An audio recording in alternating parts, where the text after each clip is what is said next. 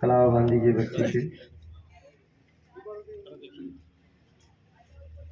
हाथ जोड़ लीजिए, गणेश भगवान का ध्यान करिएगा। प्रथम पूजनीय श्री गणेश जी महाराज। ओम विघ्नेश्वराय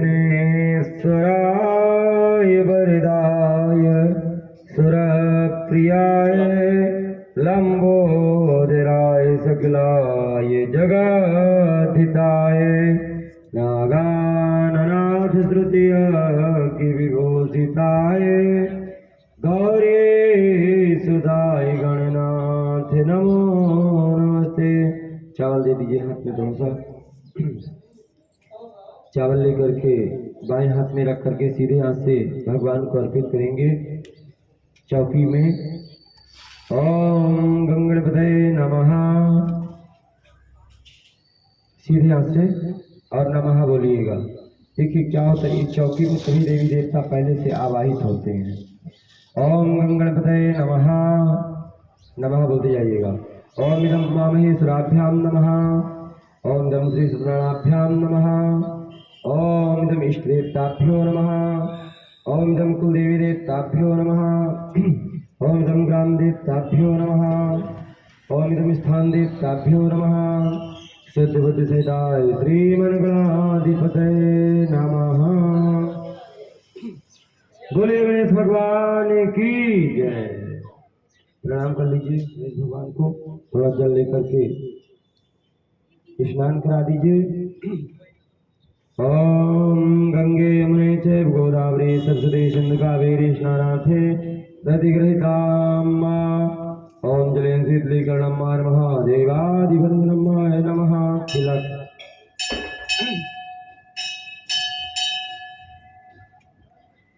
ओम कर्सूरे तिलकं ललाटपटले वक्षस्थले कौस्तुभं नासाग्रे वरमुक्तिकं करतले वेणुर्करे कंकणमाय नमः। फल प्रसाद मिठाई भगवान को अर्पित करिए। ओम इदं फलं समर्पयामि प्रतिगृहीताम्मा। ओम नाभ्या आसीदन्तरिक्षगुं शेषोऽध्योः समवर्धता पद्याम्बो मृषः श्रोता तथा लोका अकल्प्यन्नः। ओम इदं फलं मिष्टान्नं समर्पयामि द्रव्यक्षां सदां समर्पयामि। आज नवरात्रि का छठम दिवस यानी माँ कात्यायनी का है।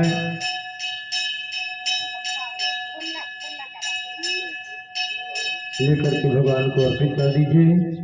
हरि ओम जय जय श्री राधा रमण जय जय नवल किशोर जय गोपीचित चोर प्रभु जय जय माखन चोर। क्रांति ब्रजद्रिंदिरसायवेन्द्री विलसांगतो भवा वृंदावने शुक्लं तदहं नमामि।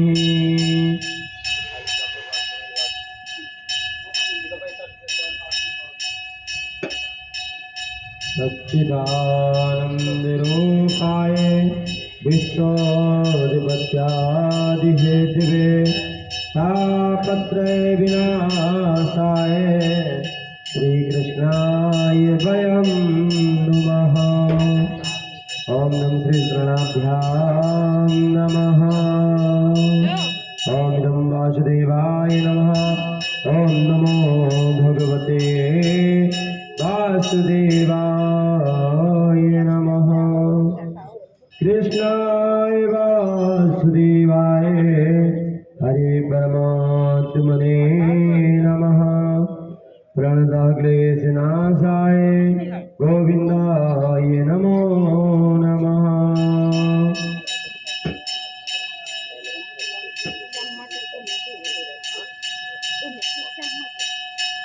सत्यनारायण भगवान के प्रसाद चाहिए सत्यनारायण भगवान के लिए। ओम सा ओम इदं नाभ्या आसीदन्तरिक्षगुं शेषनो देवो समवर्तता पद्भ्याम्बो मृतिसः श्रोता तथा लोका अकल्प्यन्नः। प्रदक्षिणायाम।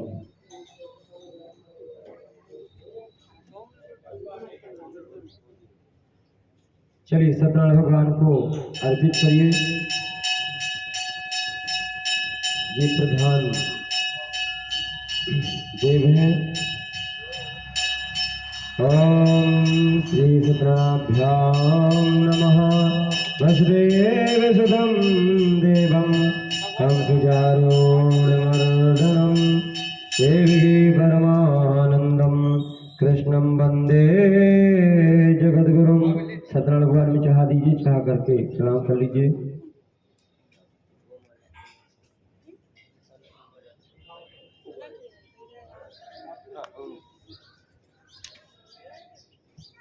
चलिए श्री आदि। ओम गम श्री सत्यनाभ्याम नमः। ओम हिरण्यगर्भः समवर्ताभ्ये भूतजाता भद्रे काशीत। ओम गम द्रव्यां सीतां समर्पयामि। आज श्री सत्यनारायण व्रत कथा। ओम नमो भगवते वासुदेवाय नमः। एक बार नैमिषारण्य में एकत्र आर्यावर्त के 88,000 महर्षियों ने मुनिश्री शेष जी से पूछा। कहते, हे मुनिश्रेष्ठ, कलयुग में मनुष्य वेद विधान और धर्म विरुद्ध आचरण कर रहे हैं। अतः आप हे मुनिश्रेष्ठ मनुष्य के कल्याण हेतु कोई ऐसा उपाय बताइए जिससे मनुष्य को पुण्य लाभ हो। तब श्री सुत जी ने कहा, हे ऋषियों, आपने विश्व कल्याण के लिए बड़ा अच्छा प्रश्न किया है। अब मैं उस मंगलकारी व्रत का वर्णन करूंगा जिसके संबंध में एक बार ब्रह्मर्षि नारद जी ने भी भगवान लक्ष्मी नारायण से पूछा था, और उन्होंने नारद जी से जो कथा कही आप उसे सुनिए। ब्रह्मर्षि नारद जी मानव कल्याण की इच्छा से विभिन्न लोकों का भ्रमण करते हुए पृथ्वी लोक में पहुंचे। वहां अपने अपने कर्मों के अनुसार लोगों को दुखों से पीड़ित देखकर बहुत व्यथित हुए और मन में विचार करने लगे कि इन प्राणियों के दुख का निवारण कैसे होगा। जब वह कोई उपाय ना सोच सके तो विष्णु भगवान के सामने उपस्थित हुए। वहां नारद जी ने श्वेत वर्ण और 4 भुजाओं वाले, जो सत्यनारायण भगवान हैं उनकी 4 भुजाएं होती हैं, यानी एक हाथ में शंख लिए रहते हैं। शंख हमेशा विजय के प्रतीक होता है। एक हाथ में चक्र लिए रहते हैं, अपने भक्तों का कल्याण करें और दैत्यों का संहार करें, और दूसरे हाथ में गदा लिए रहते हैं, और तीसरे हाथ में पद्म यानी पुस्तक धारण किए रहते हैं, जो मां सरस्वती के प्रतीक होती है। यानी विद्या से श्रेष्ठ कोई धन नहीं होता। तो भगवान चौथे हाथ में पद्म धारण किए रहते हैं। पद्म से सुसज्जित देवों के इस विष्णु भगवान की स्तुति करते हुए कहते हैं, हे नारायण, आप सर्वशक्तिमान हैं, वह सृष्टि के पालन करता है।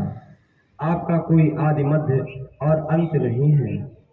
आप सृष्टि के कण कण में विद्वान हैं और अपने भक्तों की मंगल कामनाएं पूर्ण करते रहते हैं। मैं आपको नमस्कार करता हूँ, प्रणाम कर लीजिएगा। नारद जी की इस प्रकार की स्तुति सुनकर विष्णु भगवान मुस्कुराते हुए बोले, हे मुनिवर, निसंकोच होकर अपने आने का कारण बतलाइए। तब नारद जी ने कहा कि जो पृथ्वी लोक के प्राणी हैं वो अपने अपने कर्मों के अनुसार दुखों से पीड़ित हैं।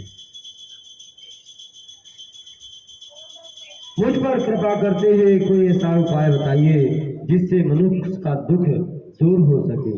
यानी कहते हैं जो कलयुग के प्राणी हैं उनमें ना कोई जप है, ना कोई तप है, ना कोई व्रत है, इसीलिए वो निरंतर परेशान रहते हैं। तब विष्णु भगवान ने कहा, हे नारद, अब ऐसे व्रत का वर्णन करने जा रहे हैं जिसके करने से विश्व के सभी स्त्री पुरुषों को पापों से मुक्ति मिलेगी और निर्धनता नष्ट होने से मनुष्य आनंद पूर्वक जीवन यापन करेगा। श्री सत्यनारायण भगवान के व्रत को करने से उसकी सभी मनोकामनाएं पूर्ण होगी। यानी सत्यनारायण भगवान के सामने अपनी मनोकामना रखते हैं और कहते हैं यदि उनके सामने हम अपनी मनोकामना को रखते हैं तो सत्यनारायण भगवान अवश्य पूर्ण करते हैं। नारद जी ने जब व्रत हेतु विधि विधान की जानकारी जाननी चाहिए तो कहते हैं इसका विधि विधान क्या है? कहते हैं मनसा वाचा कर्मणा, यानी मन से शुद्ध होकर के हाथ जोड़ करके भगवान का पूजन करें। वाचा यानी वचन से ओम नमो भगवते वासुदेवाय, ओम नमो भगवते वासुदेवाय बोलते रहना चाहिए। जैसे रुद्राभिषेक में कहते ना ओम नमः शिवाय, ओम नमः शिवाय, ओम नमः शिवाय, जब रुद्राभिषेक चलता है तो एक तरफ रुद्राभिषेक चलता रहता है और एक तरफ ओम नमः शिवाय का जाप चलता रहता है। वैसे सत्यनारायण भगवान ने होता है कि इनमें ओम नमो भगवते वासुदेवाय नमः बोलते रहना चाहिए। शुद्ध होकर के श्रद्धा भक्ति भाव से किसी भी दिन इनका पूजन कर सकते हैं और नैवेद्य आदि भाव भक्ति से अर्पित करें, ब्राह्मणों को भोजन कराएं और इस प्रकार दक्षिणा देकर के ब्राह्मण देवता को प्रणाम करें। यानी बता रहे हैं नारद जी कि पृथ्वी लोक में दो ही प्रत्यक्ष देवता हैं, एक अग्नि देवता, जब हम हवन करते हैं अग्नि देवता को अर्पित करते हैं, यानी हर एक देवता का नाम लेकर के स्वाहा बोलते हैं। तो प्रत्यक्ष अग्नि देवता को जब हम आवाहित करते हैं और स्वाहा बोल करके व्यास देते हैं तो वो भगवान को मिलता है। और दूसरा है ब्राह्मण देवता। इस श्री रेखा खंडे सप्राण कथायाम प्रथमो अध्यायः, चावल छोड़ करके भगवान को प्रणाम करिए। बोलिए सत्यनारायण भगवान की जय। अद्वितीय अध्याय। श्री सुत जी बोले हे मुनिवर, अब मैं आज सबको उस निर्धन ब्राह्मण की कथा सुना रहा हूँ जिसने श्री सत्यनारायण भगवान का सबसे पहले व्रत किया। प्राचीन समय में वह निर्धन ब्राह्मण काशी में रहता था और भिक्षा मांगकर अपना जीवन यापन करता था। ब्राह्मण की दशा देखकर ब्राह्मणों से प्रेम करने वाले श्री सत्यनारायण भगवान ने एक दिन पूरे व्यक्ति का रूप धारण करके उसके पास गए और आदर से पूछा, बोले हे ब्राह्मण देवता, भिक्षा मांगकर अनेक कष्टों को सहन करते हुए कैसे जीवन यापन कर रहे हो? ब्राह्मण ने कहा, हे मित्र, आज का कोई संकट न होने के कारण मैं भिक्षा मांगकर अपना जीवन यापन करता हूँ। निर्धन ब्राह्मण की बात सुनकर बूढ़े व्यक्ति ने कहा, हे मित्र, श्री सत्यनारायण भगवान का व्रत करने से सभी कष्टों का निवारण हो जाएगा और तुम्हारी सभी मनोकामनाएं पूर्ण होगी, घर में धन धन्यादि की वर्षा होगी। ब्राह्मण को व्रत करने की विधि बतलाकर सत्यनारायण भगवान अंतर ध्यान हो गए। निर्धन ब्राह्मण ने बूढ़े व्यक्ति द्वारा बताए व्रत के करने का निश्चय किया और उसे रात भर नींद नहीं आई। यानी आदमी कोई संकल्प ले लेता है जब तब मनुष्य को नींद नहीं आती, ये लगता है कि पहले हमारा कार्य पूर्ण हो। वह व्रत करने के बारे में ही सोचता रहा और रात भर श्री सत्यनारायण भगवान का स्मरण करता है। और कहते कोई पूजन पाठ करते हैं तो प्रातः उठना चाहिए, यानी ब्रह्म मुहूर्त में उठना चाहिए। ब्रह्म मुहूर्त का समय 4 बजे का होता है।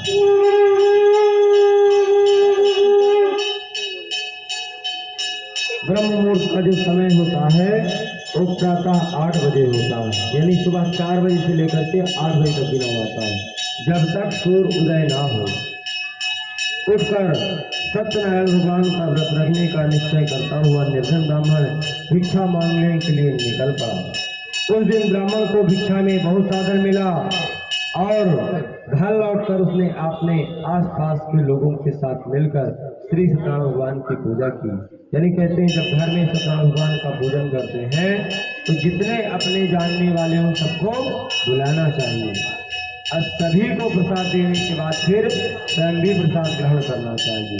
यानी इसमें पहले दूसरों को प्रसाद दिया जाता है फिर इसके बाद अंतिम में प्रसाद लेते हैं, जब हम सबको दे लेते हैं। जैसे भंडारा होता, भंडारा करते हैं तो पहले सभी को प्रसाद वितरण करते हैं और फिर जो बचता है फिर एक ही पूरी बचे आखिरी में आप लेते हैं, तब उसका आनंद आता है। यदि पहले ही खा लिए तो फिर इसके आनंद का महत्व नहीं समझ पाएंगे कि भंडारा क्या है। उन्हें व्रत कथा सुनाने के बाद सभी को प्रसाद देकर के स्वयं प्रसाद ग्रहण किया। कुछ ही दिनों में ब्राह्मण की निर्धनता दूर हो गई, उसके घर में धन धान्यादि की वर्षा होने लगी। यानी कहते हैं यदि हम विधि विधान से कोई पूजन पाठ करते हैं तो भगवान सभी मनोकामनाओं को पूर्ण करते हैं। यानी श्रद्धा भाव भक्ति से हाथ जोड़ करके और भगवान के सामने हमेशा अज्ञानी बन करके, यदि हम ज्ञानी बन गए तो फिर ज्ञान कभी प्राप्त नहीं होगा। होते हैं ना कुछ लोग कि जैसे पूजन पाठ चलता है तो कहते हैं अरे पंडित जी ये नहीं हुआ, अरे पंडित जी वो नहीं हुआ, अरे पंडित जी, मतलब वो तो ज्ञानी बन ही गए। तो फिर ब्राह्मण देवता उसको कभी ज्ञान नहीं देते, तो समझ जाते कि अपने आप में ही विद्वान है।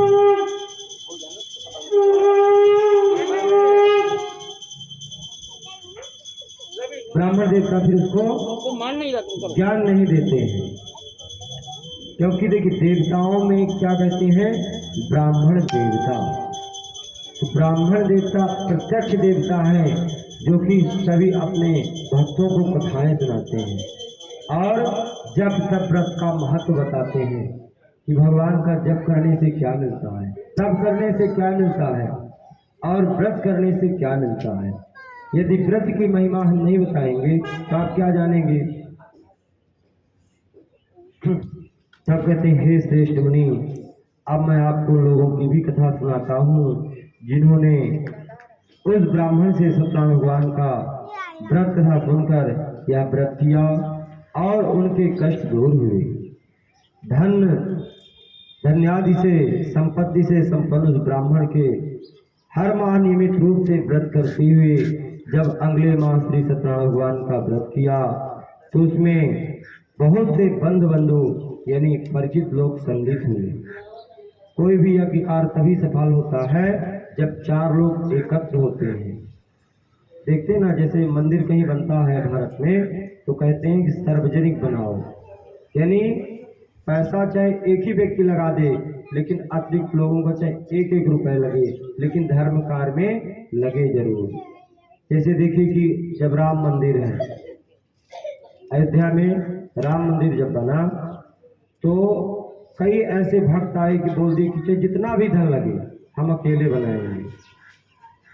लेकिन जब महासंघ की साधु संतों की बैठक हुई, सभी विद्वान लोग एकत्र हुए तो विद्वानों ने खोज किया और बोला कि एक व्यक्ति राम मंदिर कभी नहीं बनाएगा। बोले क्यों? यदि एक व्यक्ति बना देगा तो हमेशा वह कहेगा कि हमने सारा पैसा लगाया है, और जो भक्त आएंगे हाथ जोड़ेंगे तो वो कहेंगे कि इन्होंने सेठ जी ने ही लगाया है। तो भक्त क्या जवाब देंगे? क्योंकि भक्त भगवान से बड़ा होता है, यानी निर्मल मन का भक्त हो। जैसे हनुमान जी राम जी के बहुत अच्छे भक्त थे, यानी कभी तर्क वितर्क नहीं करते थे। हनुमान जी राम जी जो हनुमान जी को बोल दिए कि आपको सीता की खोज करना है तो बस, वो ये जानते थे कि हमको करना है। अब ये पता नहीं समुद्र हम नाग पाएंगे या नहीं नाग पाएंगे या समुद्र कितना बड़ा है। उनके नजर में केवल एक ही था कि सीता की खोज करना है।